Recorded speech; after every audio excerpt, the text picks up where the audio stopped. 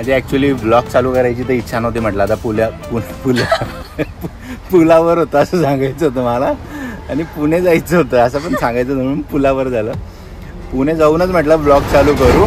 तर काल आम्ही अहमदाबादवरून आलो होतो पालघर, आणि पालघरला आम्ही स्टे केला. आणि तू कॅमेरा पकडू शकते, मी थोडं कॉमेंट्री करू शकतो. हां अभि कसे दिसतोय ना चांगला. हो. तर काल पालघर बाई थोडा पंबल हो रहा है. पालघरला स्टे केला. तुझा हात येत असेल कदाचित. नाही येते. अच्छा मग ठीक आहे. पालघरला स्टे केला आणि त्याच्यानंतर आता रिटर्न जर्नी सुरू केली आहे. म्हटलं 4 तास 4.5 तासाचा प्रवास आहे पुणे जायला, बट लवकर जाऊ आणि आरामात गेल्यानंतर ब्लॉग चालू करू. बट आम्हाला वाटलं ती गोष्ट झाली नाही आहे, आणि इकडे फुल जाम लागला आहे.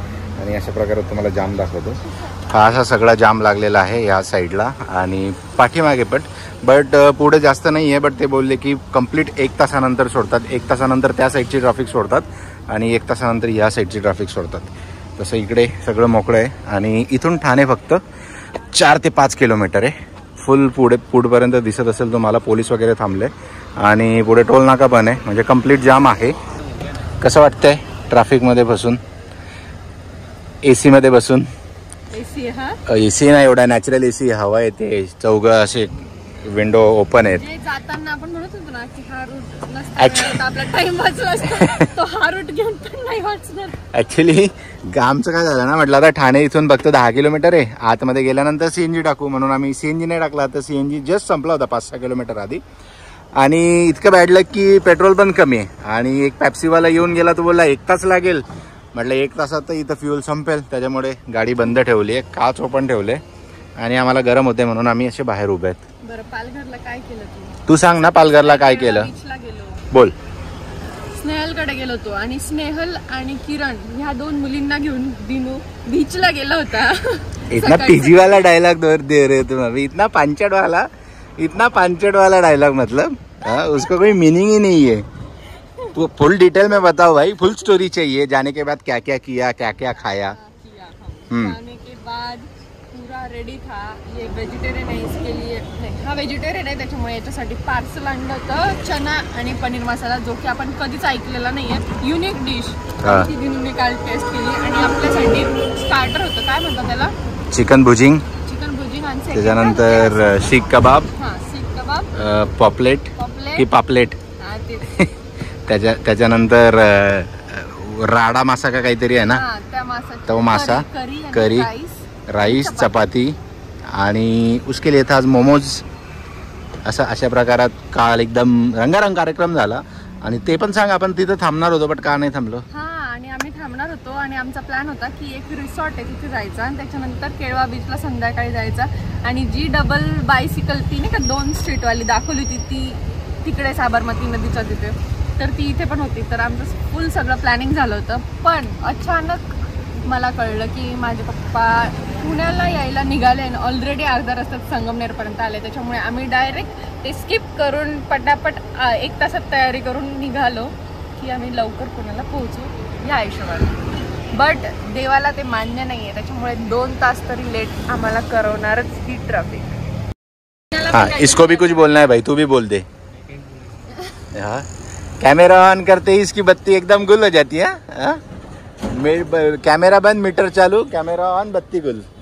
कारण त्याला कोणीतरी बघणार आहे कदाचित.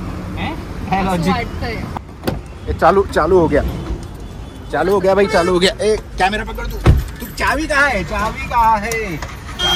सीट पुढे कर अच्छी. परत ट्रॅफिक मध्ये अडकलो. जिथून निघालो जस्ट फक्त 5-6 गाड्या ओव्हरटेक केल्या आणि परत थांबवलं. आणि आता गरमी सहन होत नाहीये म्हणून आता फ्रुटी आणलेली आहे. आणि अशा प्रकारात घामाच्या धारा सुरू झालेल्या आहेत सगळ्यांना. हेच जर आहे ना, जो CNG 3 दाखवले ना, तिथं जर गाडी थांबली असती तर आता AC चालू, वेळ ही नसती आली, AC चालू राहिलं असतं. पण AC वर एवढी डिपेंडन्सी का तुम्हाला? थोडी गरमी सहन नाही होत सगळ्यांना? नॅपकिन सोडणं. हा, तो नॅप आहे भाई, वो जीव की प्राण है.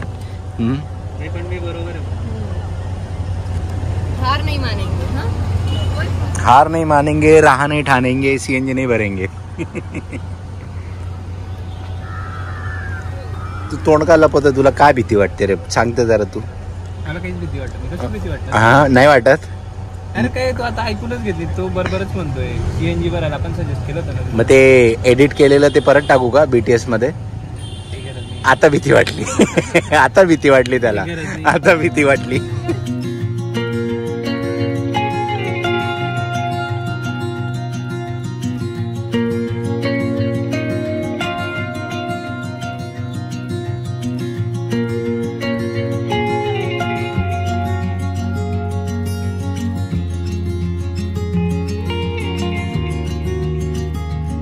आता आम्ही आलो आहे ऐरोलीच्या IKEA आणि दिनूला थोडंसं सामान बघायचं होतं की त्याने जो फ्लॅट बुक केला आहे, इन शॉर्ट त्याला आयडिया घ्यायची होती की इन फ्युचरमध्ये कसं आपण आपलं घर डिझाईन करू शकतो. बट आता तू खालीच नको, हा जो डेमो आहे तू आता वर चल, कारण वर खूप आहे आणि आपल्याकडे 1 तासामध्ये आम्हाला बाहेर पडायचं आहे. 8:30 वाजले आणि 9:30 पर्यंत आम्हाला बाहेर पडावं लागेल, कारण अजून आम्हाला पुढे 2 तासाचा प्रवास पण आहे. ओय हा तर इकडेच भाई, तुझे बहुत सेटअप आहे. आजा आजा. तुला आठवतं का आपण सेम हा सेटअप म्हणजे याच प्लेसला नव्हता, दुसऱ्या प्लेसला असेल, पण गॅलरीच्या सेटअपमध्ये आपण एक व्हिडिओ बनवला म्हणजे इथेच IKEAला.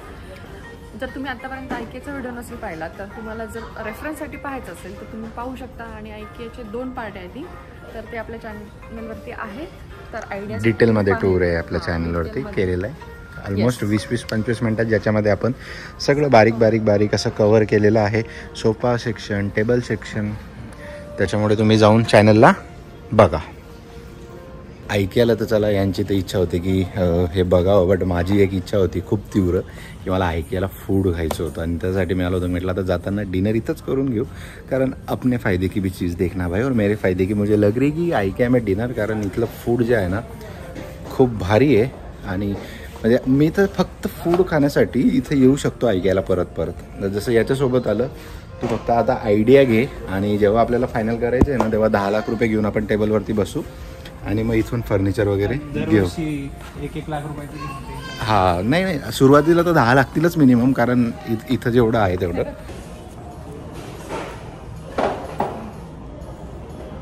दिनाला एक टेबल आवडला आहे आणि तो ॲक्च्युली त्या सेक्शनमध्ये राहिला, तर तो आता फोटो काढायला गेला आहे. भेटला? तेच सांगत होतो, कुपनचा फोटो काढायला लागला, म्हणजे जेणेकरून बिलिंग काउंटरच्या इथं दाखवून तिथंच भेटतो तो, तर काढू शकतो आपण. कारण इथे एकदा घुसलं ना की मग डायरेक्ट एक्झिटच, आणि तो एकदम फर्स्ट सेक्शनला होता. इतकं बॅड लगे. शेवटी आम्ही फिरून वगैरे आलो, बट तोपर्यंत 9:30 वाजले.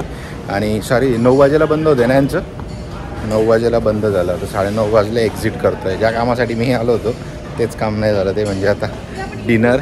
आणि नाही इथून पण एक्झिट आहे ना, त्या साईडने एक्झिट आहे. अशा प्रकारे आता हायवेला बघायला लागेल. आणि थोडी आता भूक वाढली असं वाटतंय मला. तुझं काय?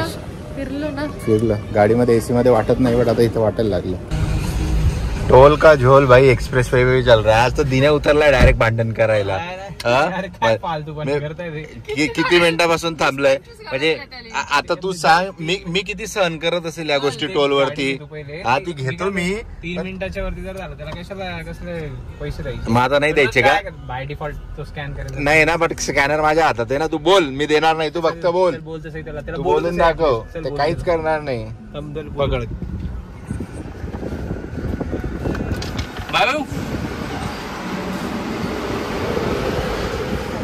ब्लॅकलिस्टेड. अरे अजून टाइमपास केला असता. तुझा चेहरा दिसत नाही, ते काहीच कोणाचं ऐकत नाही भाऊ, काहीच कोणाचं नाही.